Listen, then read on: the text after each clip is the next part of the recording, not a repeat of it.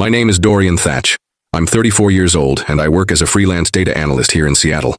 Most people see me as the quiet type, methodical, observant, someone who keeps his cards close to his chest. They're not wrong. But what they don't realize is that growing up in a divided household taught me something valuable. Sometimes the best strategy is to watch, wait, and let others reveal their true nature. My father, Edward, remarried when I was 10. His new wife, Lynette, brought her 8-year-old son, Henry, into our home, and suddenly we became what everyone called a blended family. On paper, it looked perfect. 2 boys, 2 parents, 1 happy household. But reality was different. From day one, I became the responsible one, the independent one, while Henry was the baby who needed constant attention and support. If you enjoy stories of cold-blooded revenge and gripping plot twists, like this video and subscribe to the channel now. There are brand new, unreleased stories here every day, each one more intense than the last. The pattern started early and never stopped. When Henry wanted guitar lessons at 12, they signed him up immediately. When I asked about joining the school debate team at 14, my father said, "You're smart enough to figure things out on your own, son." Henry got new clothes every season. I learned to make my old ones last. Henry struggled with math, so they hired a tutor at $60 an hour. I taught myself calculus from library books because you've always been so self-sufficient, Dorian, as Lynette loved to remind me. I never complained, never threw tantrums. I just observed and adapted. By the time I was 16, I'd learned to expect nothing and prepare for everything. I got a part-time job at Best Buy, saved every penny, and paid my own way through community college before transferring to the University of Washington. Henry, meanwhile, had his college fund ready and waiting, $35,000 courtesy of Dad's careful financial planning. But the final insult came in December 2023. I was 32, established in my career, living in my own apartment in Capitol Hill. I still came home for holidays because, despite everything, they were family. Henry, now 25 and chronically underemployed, had been dropping hints about needing a car for months. His 2014 Honda Civic finally died, and he'd been using Uber and rideshare apps to get around. Christmas morning arrived with the usual chaos. Lynette made her famous cinnamon rolls. The tree was perfectly decorated, and presents were stacked underneath in neat piles. Henry's pile was noticeably larger than mine, but that wasn't unusual anymore. I'd brought thoughtful gifts for everyone, a leather portfolio for Dad, a silk scarf for Lynette, and wireless earbuds for Henry since he was always complaining about his neighbors. Then came the big reveal. Dad and Lynette exchanged one of those meaningful looks that married couples share when they're about to surprise someone. "Henry," Dad said, pulling out his iPhone to record the moment, "why don't you check the garage?" Henry's confusion turned to pure joy when he opened the garage door to find a brand new 2024 Honda Civic sitting there with a giant red bow on the hood. Metallic gray, fully loaded, the works. He actually cried. Lynette cried. Dad beamed with pride. It was a beautiful family moment that probably cost them $26,000. My turn came last. Dad handed me a small envelope with a grin. "Don't say we never give you anything, Dorian," he chuckled. Inside was a single Powerball ticket, the $2 kind you buy at gas stations, with a yellow Post-it note stuck to it. The note read, "Maybe you'll get lucky, huh?" in Lynette's handwriting, followed by a smiley face.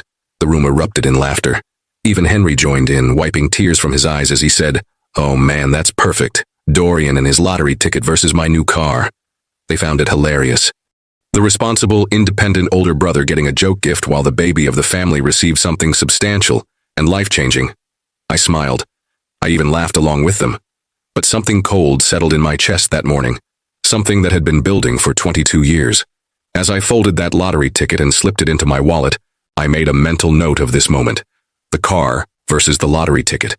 The golden child versus the afterthought. I filed it away with all the other small humiliations and forgotten promises. What they didn't know, what they couldn't have known, is that I never throw anything away. 3 months later, in March 2024, while cleaning out my desk drawer, I found that crumpled lottery ticket and decided to check the numbers on a whim. Old habits from my data analyst training, I suppose. Always verify your information. The first number matched, then the second. By the third match, my hands were shaking. All 6 numbers aligned perfectly with the winning combination from that December 26, 2023 drawing. I had just won $134 million. The first thing I did was absolutely nothing. I sat in my apartment for 3 hours, staring at that ticket, cross-referencing the numbers on my laptop.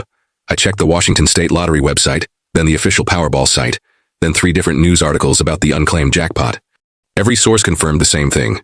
Someone in Seattle had won the largest lottery prize in state history, and that someone was me. The second thing I did was call my lawyer. Not a family friend or someone my father might know. but a corporate attorney I'd worked with on a freelance contract 2 years earlier. Jennifer Walsh specialized in business formation and asset protection for tech companies. She was discreet, thorough, and expensive. Exactly what I needed. Jennifer, this is Dorian Thatch. I need to set up a blind trust immediately, like today immediately. Dorian? It's Saturday morning. What kind of blind trust are we talking about? The lottery-winning kind. The silence on her line lasted exactly 5 seconds. Then, I'll meet you at my office in 2 hours. Don't sign anything, don't tell anyone, and for God's sake, don't post anything on social media. By Monday, I had a legal structure that would make the CIA proud. The Cascade Holdings Trust claimed the prize, with Jennifer as the public trustee, and me as the anonymous beneficiary. The lump sum payout, after federal and state taxes, came to just over $72 million. I invested $65 million in a diversified portfolio through 3 different firms, kept $4 million liquid, and used the remaining $3 million to completely restructure my life. But here's the thing about sudden wealth. It doesn't change who you are, it just amplifies it. I spent 24 years being careful, methodical, and invisible. Money didn't make me flashy, it made me more strategic. I kept my same Capitol Hill apartment, drove my same 2019 Toyota Camry, and maintained my freelance work. To everyone around me, including my family, nothing had changed. I was still responsible, independent Dorian, making his modest living analyzing data for small businesses and tech startups. The only difference was the security I felt. For the first time in my adult life, I wasn't worried about next month's rent or whether I could afford to replace my laptop if it died. I had options, leverage, and most importantly, I had time to think. 3 months passed before the inevitable happened. The story had been in the Seattle Times for weeks. Mystery winner still silent on 134 meter jackpot. Local news stations ran human interest pieces about lottery fever in the city. Everyone was speculating about who might have won, where they bought the ticket, why they were staying anonymous. My phone rang on a Thursday evening in June 2024.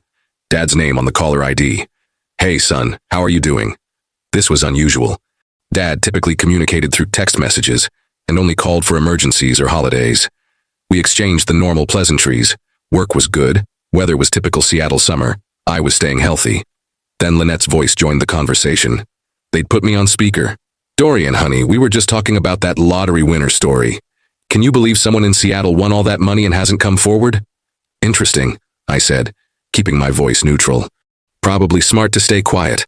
That much money changes everything. Oh, absolutely, Dad agreed. Though I bet they're going crazy trying to decide what to do with it all. I mean, what do you even do with that much cash? Henry's voice came through in the background. I'd buy a house first thing, get out of this tiny apartment. That's when I understood. They weren't calling to chat about current events. They were fishing. Somewhere in their collective consciousness, they'd started wondering about their data analyst son, who never seemed worried about money, who always seemed to have whatever he needed without drama or complaints. Well, I said carefully, I imagine whoever won has some big decisions to make. Speaking of big decisions, Lynette jumped in with poorly concealed excitement. Henry has some news to share. Henry took the phone. Dorian, I proposed to Sarah last weekend. She said yes. Sarah was Henry's girlfriend of 2 years, a nursing student at Seattle University. Nice girl, practical, exactly the kind of person who'd be good for my chronically irresponsible half-brother. Congratulations, Henry. That's wonderful news. Thanks, man. We're thinking about a fall wedding. Nothing too crazy, but you know how these things go. Venue, catering, all that stuff adds up fast. He paused meaningfully. We're trying to figure out the budget. And there it was. The real reason for this call. They'd connected the dots. Mystery lottery winner in Seattle. Dorian lives in Seattle. Dorian never seems stressed about money despite being a freelancer. Therefore, Dorian must be the lottery winner. And if Dorian was suddenly worth over $100 million, well, surely he'd want to help his baby brother start married life properly. I'm sure you two will figure something out, I said. Sarah seems like a planner. She is, but there's only so much planning you can do when you're working with a limited budget. Henry continued. I've been thinking maybe it's time I asked for some family help. You know, for something this important. That sounds like a conversation for you and Dad. Actually, Dad interjected. We were all hoping we could talk this through together. Maybe this weekend? You could come over for dinner. We could discuss how the family might support Henry and Sarah as they start this new chapter. The family. As if I'd ever been consulted about family financial decisions before. As if my input had ever mattered when Henry needed guitar lessons or college tuition, or a car to replace his dead Honda. This weekend's not great for me, I said. Pretty busy with client work. The weekend after then? Lynette pressed. Dorian, this is important. Henry's getting married. I could hear the frustration creeping into her voice. They'd expected immediate enthusiasm, offers to help, maybe even a spontaneous revelation about my lottery win.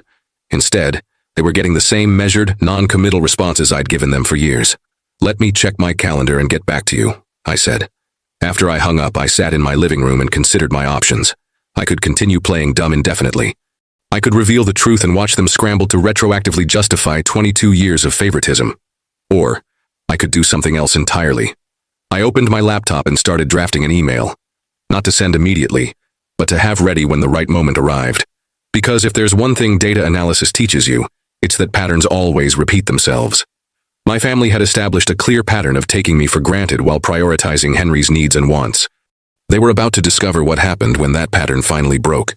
2 weeks later, they stopped being subtle. Henry called me directly on a Tuesday afternoon, his voice carrying that familiar wheedling tone I remembered from our childhood whenever he wanted something. "Hey Dorian, I've been thinking about our conversation with Dad and Lynette, about the wedding planning and everything." "Uh-huh. Look, I'm just going to be straight with you. Sarah and I have been looking at venues and the prices are insane. The place we really love wants 15 grand just for the rental, and that's before food, flowers, photography, all of it. We're looking at maybe 50,000 total for the kind of wedding Sarah deserves." I said nothing. In my experience, silence makes people reveal more than they intended. "The thing is," Henry continued, "I know you're doing well. Your freelance thing seems to be working out and you've always been smart with money. I was wondering if maybe you could help us out. Not a gift or anything.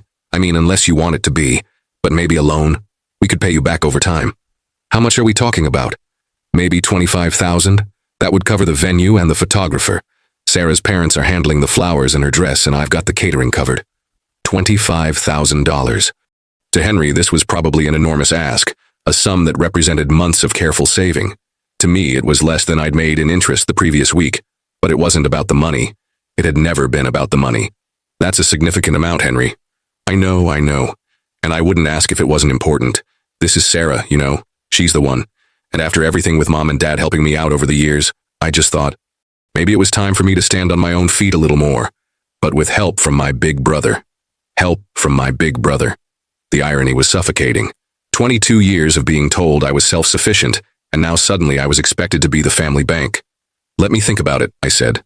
"Really, Dorian, that would be incredible. I mean, I was nervous even asking, but I said I'd think about it." The next call came from Lynette 3 days later.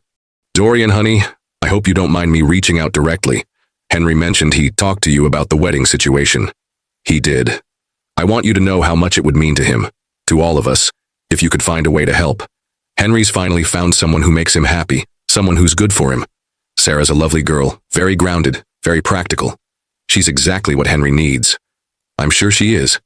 The truth is, your father and I have been talking and we realize we may have expected too much independence from you over the years. You were always so capable, so self-reliant. Maybe we didn't show our appreciation for that as much as we should have." This was new territory.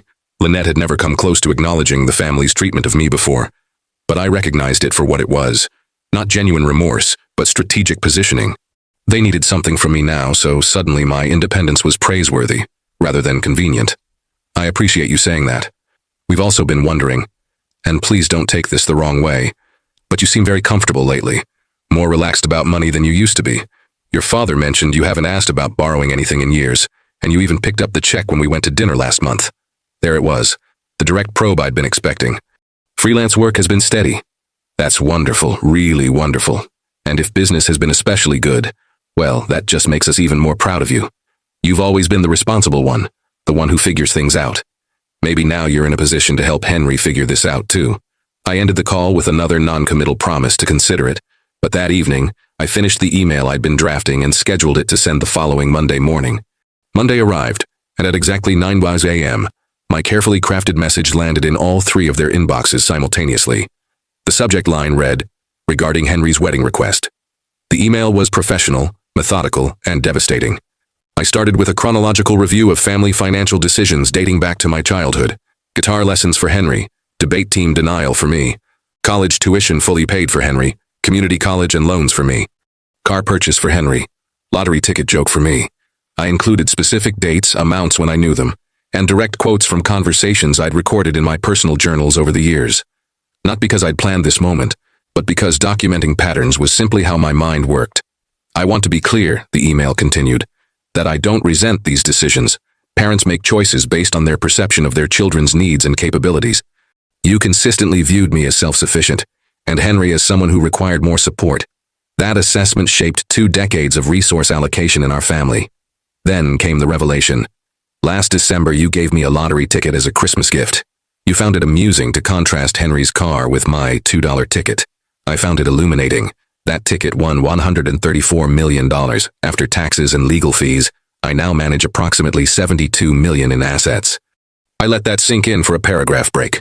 Henry has asked me to loan him $25,000 for his wedding. This represents roughly 0.03% of my current net worth. Essentially, a rounding error in my monthly investment returns. The answer is no. The next section methodically explained why. This decision isn't based on the amount requested or my ability to pay. It's based on the principle that patterns, once established, tend to perpetuate themselves. For 22 years, you taught me that I should expect no help, no safety net, and no consideration for my needs or wants. You taught me self-reliance not as a virtue, but as a necessity. I concluded with crystal clarity. I learned those lessons well. Henry's wedding is Henry's responsibility, just as my education, my career, and my financial planning were mine. I will not be contributing to the wedding, the honeymoon, or any future requests for assistance. This decision is final and non-negotiable. The email included one final touch, a PDF attachment containing photocopies of the original lottery ticket, the winning number announcement, and the official claim documentation from the Washington State Lottery Commission. For verification purposes, the attachment was labeled. I sent copies to all 3 of them, then turned off my phone and went for a walk around Green Lake. By the time I got home 2 hours later, I had 47 missed calls and over 100 text messages. The pattern had finally broken. The first phase of their response was exactly what I'd predicted. Shock, followed by desperate attempts at damage control. Dad's voicemails ranged from stunned, "Dorian, we need to talk about this immediately," to pleading, "Son, I think there's been a misunderstanding," to almost threatening, "This is family, Dorian. Family doesn't abandon family." Lynette's texts were pure emotional manipulation. "How can you be so cruel to Henry? He's your brother. This is his wedding day we're talking about. Money isn't everything, Dorian. Love and family should matter more than some old grudges." Henry himself went through the entire grief cycle in digital format. Denial. "There's no way you actually won that much money and didn't tell us." Anger. "You're really going to let me struggle with my wedding because of some petty bullshit from when we were kids?" Bargaining. "Look, forget the 25,000. Could you just help with 15, 10, anything?" I didn't respond to any of it. Not the calls, not the texts, not the increasingly frantic emails. I'd said everything I needed to say in that first message. Anything more would just be commentary. But I did watch. And what I saw was fascinating from a behavioral analysis perspective. Within a week, Henry had started a GoFundMe campaign titled, "Help Henry and Sarah Start Their Dream Life Together." The description was masterfully crafted to sound sympathetic without revealing the embarrassing truth. We're a young couple trying to plan our perfect wedding on a tight budget. Every contribution, no matter how small, brings us closer to our dream day. The campaign raised $1,247 in 2 weeks. Meanwhile, word was spreading through our extended family and social circles, not because I said anything, but because they couldn't help themselves. Aunt Rebecca called me after apparently receiving a very interesting phone call from Lynette. "Dorian, honey, Lynette told me the most remarkable story about you winning the lottery. She seemed quite upset about some family situation. Are you all right?" "I'm fine, Aunt Rebecca. Better than fine, actually." "She mentioned something about Henry's wedding and you not being able to help. I'm sure there's more to the story." There always is, I thought. But I kept it simple. Henry's wedding planning is between Henry and Sarah. I'm not involved.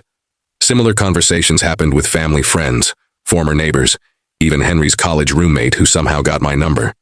Each call revealed how the story was spreading and evolving. In some versions, I was a heartless millionaire who'd abandoned my struggling family. In others, I was the victim of decades of favoritism who'd finally reached his breaking point. The truth, as usual, was more complex than either narrative. 6 months after my email in February 2025, Henry and Sarah had a small ceremony at a community center in Ballard. 50 guests, potluck reception. Sarah's cousin is the photographer. By all accounts, it was lovely, intimate, personal, focused on what actually mattered. They looked happy in the photos I saw on Instagram. I wasn't invited. That was fine by me. Around the same time, I made the first major change to my lifestyle. I bought a house in Portland, not a mansion, but a comfortable craftsman in the Alberta district with a home office, a small garden, and most importantly, 280 miles between me and my family's ongoing drama. I also launched the Thatch Foundation, focused on educational scholarships for first-generation college students from blended families. Kids who'd learned early that they couldn't count on anyone but themselves, who'd developed resilience out of necessity rather than choice. The irony wasn't lost on me. I was using Henry's joke gift to help other overlooked children in ways my family had never helped me. The foundation's first recipient was Maria Santos, an 18-year-old from Yakima, whose stepfather had spent her college fund on his biological son's wedding. She was planning to work full-time and attend community college part-time until she could afford to transfer to a 4-year school. I changed that plan. Full ride to University of Washington, plus living expenses and book allowances. When she tried to thank me at the scholarship ceremony, I just smiled and said, "Pay it forward someday." Nearly 2 years have passed since that Christmas lottery ticket changed everything. Dad still sends birthday cards with generic messages about hoping I'm well. Lynette occasionally likes my LinkedIn posts, which I assume is her version of an olive branch. Henry and Sarah had a baby in July, a daughter they named Emma, and Sarah's mother posts pictures constantly on Instagram. I know about Emma because I still follow them on social media, not out of longing or regret, but because patterns interest me, and I'm curious to see how this new generation develops. Will Emma be raised with the same favoritism that defined Henry's childhood? Will she learn that love comes with conditions and expectations? Or will parenthood teach Henry something about fairness that his own upbringing couldn't? I hope for her sake it's the latter. These days I work with small nonprofits and social service organizations, using my data analysis skills to help them maximize their impact.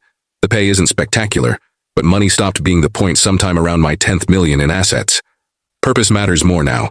I've also started dating again. Jennifer Walsh, actually. My lawyer turned financial advisor turned something more interesting. She understands the value of building something slowly, carefully, with clear boundaries and mutual respect. She never asks about my family, and I never ask about her ex-husband. We're both old enough to know that some stories are better left in the past. Last month I received an unexpected email from Henry, not asking for money this time, but something potentially more valuable. Acknowledgement. "Dorian," he wrote, "I've been thinking a lot about our childhood lately. Maybe because Sarah's pregnant, maybe because I'm finally growing up. I realize I got advantages you didn't, and I never questioned why or whether that was fair. I'm sorry for that. I'm also sorry for how we handled the lottery situation. We assumed you owed us something because we were family, but we never considered what we owed you." He didn't ask for reconciliation or relationship repair. He didn't suggest we start over or put the past behind us. He simply acknowledged reality and accepted responsibility for his part in it. It was, perhaps, the most mature communication I'd ever received from him. I haven't responded yet. I'm not sure I will. Some apologies deserve acceptance. Others deserve consideration. Some deserve nothing at all. This one falls somewhere in the middle. But I kept the email, filed it away with the lottery ticket, the Christmas photos, and all the other documentation of our shared history. Because patterns matter, and this might represent the beginning of a new one. Or it might just be another attempt to get something from me. Time will tell. What I know for certain is this: that $2 lottery ticket taught me something worth more than $134 million. It taught me that justice doesn't always look like revenge. Sometimes it looks like boundaries. Sometimes it looks like building something new instead of tearing something old down. And sometimes, if you're very patient and very strategic, it looks like watching people finally understand the consequences of their own choices. If you enjoyed this story, like this video, and leave a comment telling me what you thought. And if you're not already subscribed to the channel, please subscribe and hit the notification bell to get alerts for new stories like this one. Thanks for watching, and I'll see you in the next one.